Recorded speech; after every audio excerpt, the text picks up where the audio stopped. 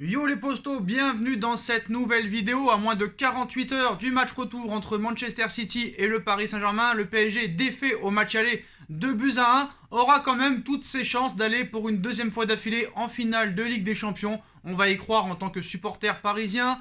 Le match à Old Trafford en décembre à United 3-1, la victoire au Camp Nou face au Barça 4-1 et la victoire à Munich tenant du titre le Bayern 3-2 permettent quand même d'y croire un minimum. Voilà, on sait que Paris est meilleur à l'extérieur, mais Paris va devoir être à 1000%, avec un Mbappé, un Neymar, un Di Maria à 1000%, avec des joueurs très impliqués, une composition d'équipe très cohérente, et apparemment, de tous ces côtés-là, il n'y a pas que des bonnes nouvelles pour ce match, pour le Paris Saint-Germain. On passe à Kylian Mbappé, comme vous le savez, qui était forfait après la victoire face au Racing Club de Lens hier, qui permet à Paris de rester en course pour le titre en Ligue 1. Comme vous le savez, Lille a gagné hier contre Nice. Alors je ne vais pas dire que Nice a fait exprès de perdre et a donné les 3 points à son futur entraîneur Christophe Galtier, mais quand même hier, si Nice n'aurait pas joué, ça aurait été la même chose. Bon, c'est passé, il reste quand même 3 matchs, 9 points à prendre.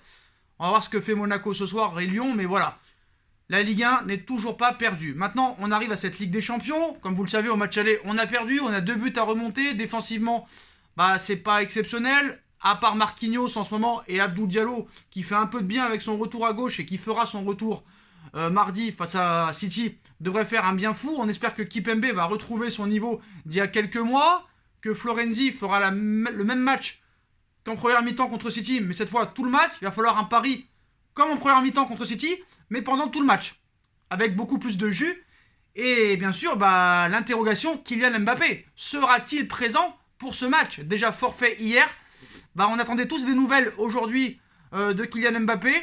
Kylian Mbappé ne s'est pas entraîné ce dimanche, à 2 jours du match retour contre Manchester City.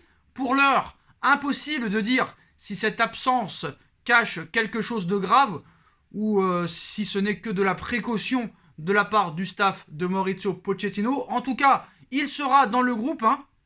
Il sera présent dans le groupe qui s'envolera à Manchester ce lundi.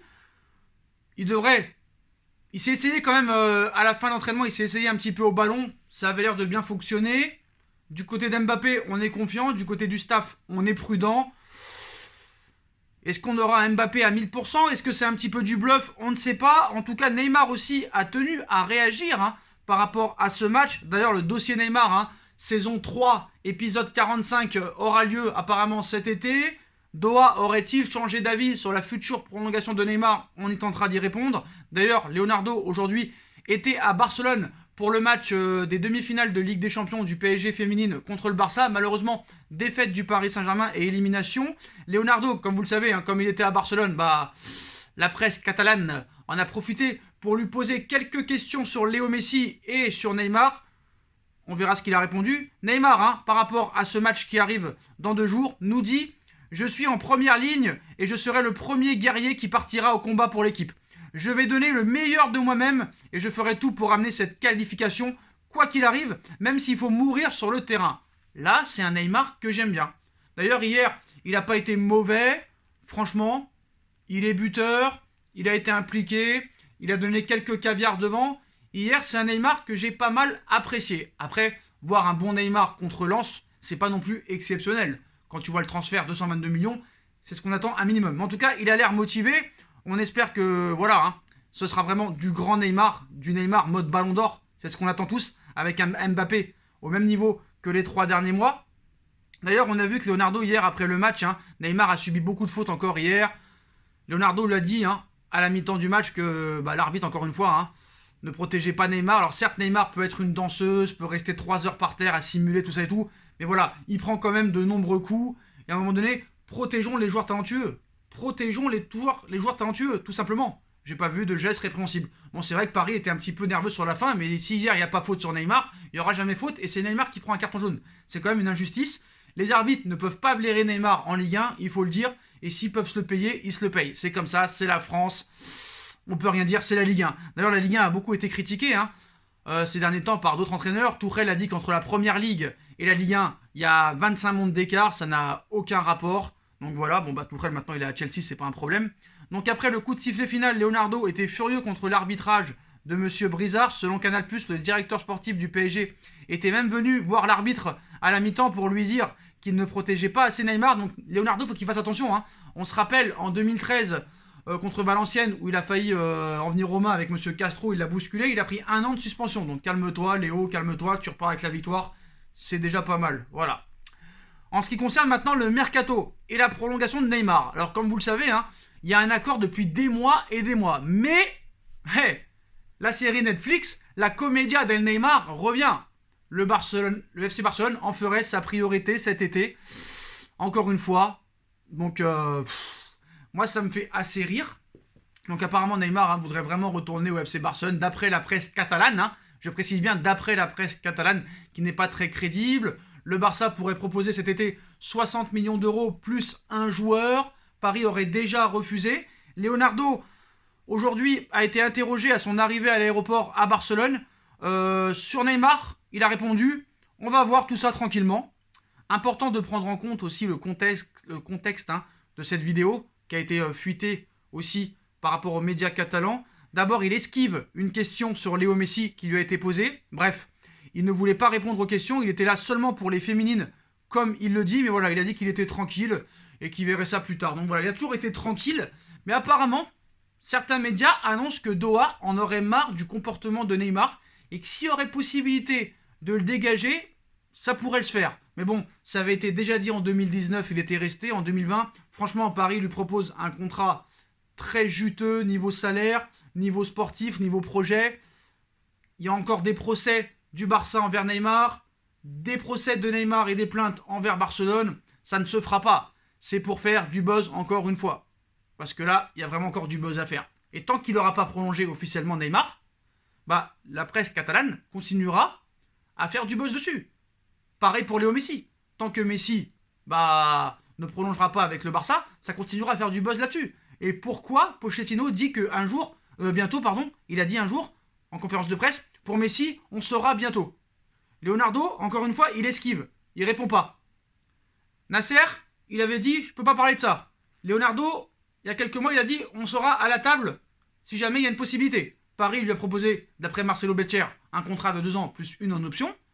Bah voilà, Messi n'a toujours pas prolongé au FC Barcelone, alors que ça fait quand même des mois et des mois qu'on nous dit que depuis la Porta arrivé, il devrait arriver. Donc voilà, quand tu vois aussi que la presse catalane nous annonce que l'année prochaine, si jamais Neymar partait ou Mbappé partait, bah il pourrait être remplacé potentiellement par, vous savez qui? Les 2 meilleurs joueurs du monde, Ronaldo et Messi. D'après les informations de Calcio Mercato, c'est justement le rêve des propriétaires du Paris Saint-Germain. Avec Léo Messi à quelques semaines de la fin de son contrat et CR7 effectivement à la recherche d'un nouveau club.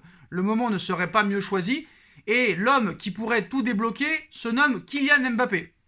Donc ils expliquent, ce journal explique en effet qu'avec le départ du prodige français, le PSG aurait toutes les ressources nécessaires pour accueillir Messi et Cristiano Ronaldo cet été. Alors moi je veux bien que tu fasses du buzz, tout ça et tout, mais on sait très bien que Messi et Ronaldo ne viendront pas en même temps au Paris Saint-Germain. Voilà, peut-être un des deux c'est possible pour former un trio de rêve avec Neymar et Mbappé, mais les deux ne seront pas au Paris Saint-Germain ensemble. D'ailleurs, il y a très peu de chances de voir un jour CR7 et Ronaldo jouer ensemble.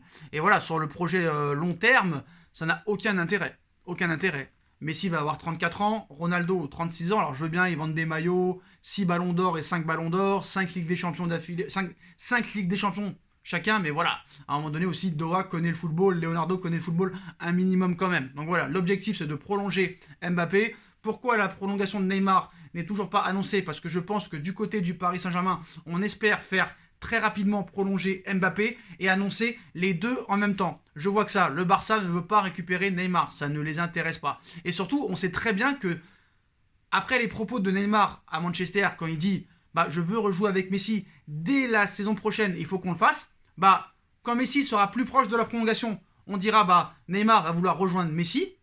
Et quand on dira que Messi est plus proche d'un départ, on dira que Messi veut rejoindre Neymar à Paris. Voilà, c'est buzz, putaclic à tout va. Voilà, c'est comme le projet Haaland. Haaland, va partir au Real, c'est sûr et certain. C'est pas sûr que Dortmund fasse la Ligue des Champions. C'est impossible que sans Ligue des Champions, Haaland reste à Dortmund. Alors là, il y a deux discours. D'abord, celui de Mino Raiola, qui a parlé du PSG un petit peu aussi en disant le PSG reçoit rejoint un peu ce groupe de grands clubs dont le Real et le Barça font déjà partie. Manchester City essaye d'y arriver. La Juve a toujours été là. Le PSG, lui, est encore mieux parce qu'il joue dans les plus mauvais championnats des grands clubs. C'est-à-dire que Paris a le mérite de jouer apparemment pour lui dans un championnat très très faible, mais quand même d'arriver pour la deuxième fois d'affilée en demi-finale de Ligue des Champions. Donc Mino Raiola accuse la Ligue 1 d'une faiblesse abyssale. Mais on n'a pas besoin de Raiola pour savoir que la Ligue 1 est très très faible. D'ailleurs, comme vous le savez, après le match contre City, même Ganagay a dit que pendant une séquence captée par RMC Sport, il faut qu'il soit un peu des hommes, c'est bon, on se fait tourner comme pas possible en deuxième mi-temps, il n'y a personne qui bouge, frère. Donc c'est par rapport au match de City. D'ailleurs, Mahrez aussi a clashé un peu Bakker en disant va là-bas, c'est qui ce mec? C'est vrai que quand tu vois Bakker en face de toi, tu te dis qui c'est, quand tu ne suis pas trop le football. D'ailleurs, Paris aussi a plusieurs pistes cet été. Titulaire indiscutable cette saison avec Brighton, son club formateur, Ben White plaît à de nombreuses écuries européennes. D'après le Sun, le défenseur central anglais de 23 ans serait suivi par Manchester United, Arsenal, le Borussia et aussi le Paris Saint-Germain. Leonardo serait très intéressé par son profil pour faire la rotation avec Kimpembe et Marquinhos. D'après Mino Raiola, agent de Erling Haaland, le Real Madrid peut se permettre Haaland. Le Real a comme objectif aussi apparemment d'après Raiola d'avoir Mbappé et Haaland dans leur équipe dans les prochaines années. Neymar a reçu son Samba d'or. Oui, Neymar a reçu son Samba d'or. Alors qu'est-ce que ça veut dire le Samba d'or? En fait, c'est le meilleur joueur brésilien de l'année 2020. Voilà pour Haaland. Sur le dossier Haaland, Michael Zorc, directeur sportif du Borussia Dortmund, a répondu aux propos de Mino Raiola en disant « Nous avions un gentleman agreement avec Jadon Sancho l'année dernière, selon laquelle il pouvait quitter le club cet été sous certaines conditions. » Donc là, il nous explique que Jadon Sancho est sur le marché cet été. Cependant, un tel accord n'existe pas avec Erling Haaland. Mais bon, c'est tout l'intérêt de Dortmund de le vendre dès cet été, surtout s'il n'y a pas de Ligue des Champions. Parce que s'il n'y a pas de Ligue des Champions pour le Borussia cet été, c'est de l'argent en moins. Ils n'auront pas le choix de vendre Sancho, peut-être à Manchester United, parce que c'est de là où les discussions commencent depuis plus d'un an. Et Haaland, peut-être au Real, au Barça, à la Juve, ou peut-être au PSG, allez savoir. Parce que PSG, certes dans ce dossier, il est un petit peu sur le côté, mais Leonardo a de très bonnes relations avec Mino Raiola. Faut pas l'oublier ça, faut pas l'oublier. Donc voilà pour les infos transferts, les postaux. Maintenant, je voudrais finir sur la compo probable de Paris contre City. La compo de Pochettino. Alors, il va rester avec Verratti en numéro 10 apparemment. Je suis désolé, Verratti en 10, ça ne marche pas. Pour moi, c'est une erreur. Je pense qu'il faut jouer avec deux milieux. Apparemment, Danilo serait aux côtés de Paredes. Abdou Diallo ferait son entrée à gauche avec Kimpembe, Marquinhos, Florenzi. Navas dans les buts. Paredes avec Danilo au milieu de terrain, Verratti en 10 et Di Maria, Mbappé, Neymar devant. Moi, je pense qu'il faudrait enlever Danilo, faire redescendre Verratti à côté de Paredes, Di Maria sur le côté avec Neymar, Mbappé, Icardi devant. Pour moi, ce serait le meilleur. Voilà. Mais bon, apparemment, Pochettino veut Verratti en 10. J'ai l'impression que Pochettino, lui, il aime les joueurs qui montrent rien. Voilà, Draxler ne montre rien, je le mets titulaire. Danilo, bon certes, ça va un peu, mais voilà. Je suis désolé, il y a des joueurs comme Rafinha et Moise Kean qui ont 10 fois leur place dans cette équipe et qui jouent 1 minute par match maintenant. C'est totalement honteux, mais voilà. C'est lui l'entraîneur du Paris Saint-Germain. Il va falloir un minimum accepter ses choix et être quand même derrière cette équipe pour pouvoir espérer la qualification, les postaux. Donc voilà les postaux, voilà les dernières infos sur City, Paris Saint-Germain, H-48, les infos mercato. Dites-moi en commentaire ce que vous en pensez. Je compte sur vous pour bombarder la barre de like. On like, on partage, on commente, on s'abonne, on active la petite cloche pour être tenu au courant des vidéos qui vont sortir. On me rejoint sur mon Instagram SBFootNews où vous aurez toutes les infos foot 24 sur 24, 7 jours sur 7. Tous les autres réseaux sociaux sont en bas en description. Ma cagnotte PayPal est disponible si vous voulez participer à faire évoluer la chaîne. Ma deuxième chaîne No Feeling aussi, n'hésitez pas à vous abonner. Et nous on se retrouve très vite pour une nouvelle vidéo les postos. Tchuss!